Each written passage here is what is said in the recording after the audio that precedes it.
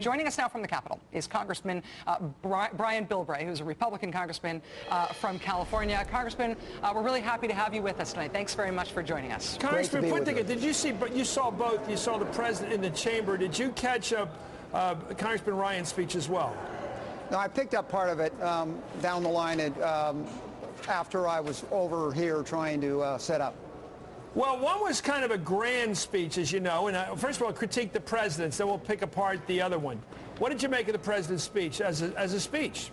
Well, frankly, I was kind of excited coming from San Diego about talking about, you know, the research and development for R&D and biotech or whatever. That's a real encouraging thing for us in San Diego, where we do a lot of that science. We'll hope to see that public investment, which is only about a quarter of true investment in research and development, is backed up by creating a whole new pool that we can do by bringing American money back. And you know, there's over $1 trillion of American dollars overseas that we could bring back for R&D and manufacturing of high tech if we allow it to come back. And I think that's a challenge where we've got to remember, Republicans have to remember that there is a place for public sector investment, about 20%, but then Democrats have to remember that the overwhelming majority of research and development, biotech, high tech, comes from those private investors. And why not bring American money back to create those jobs rather than borrowing the $1 trillion from China to try to do it a different way? Well, you know your stuff here, so let's bore down on this. Basic research. The president argues that basic research needs federal money, that the applied research later, yes, of course, is commercial. Do you accept that argument?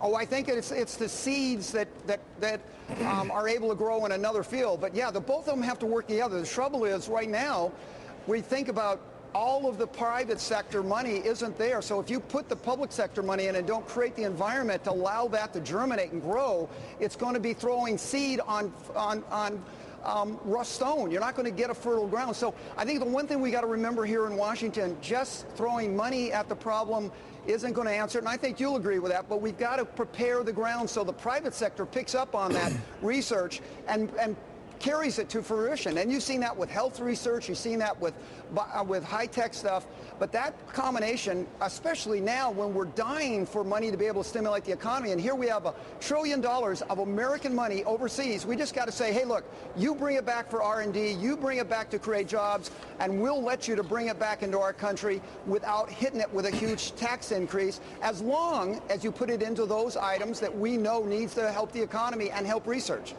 Congressman Ed Schultz here. I know you're down in San Diego. That's your area. You've worked hard on illegal immigration.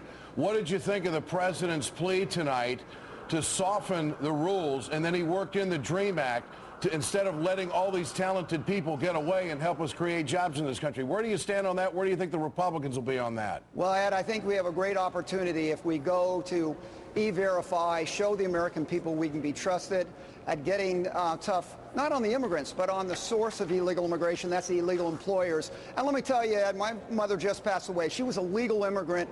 And frankly, I think the president's got to be reminded that legal immigration and illegal immigration are totally different, and to start mixing them up insult people like my mother and people who play by the rules. So let's get back to focusing on the real problem of illegal immigration, and that's the employers who are making money. And I think that's one place Democrats, Republicans, conservatives, and union members should be able to all join together at saying, look, let's eliminate the incentive for people to come here illegally by stopping the illegal employers. And let's start by eliminating the tax deduction for those who are hiring illegals. Let's make every employer who wants to claim a tax deduction to E-Verify to make sure they're not hiring somebody illegal and getting a tax deduction for it. I think that's one place we can agree. Good for you, Congressman. That makes sense. Congressman Brian Bilbray, a Republican of California, thank you so much for your time tonight, sir. It's nice to have you here. Thank you very much, guys. It's an honor.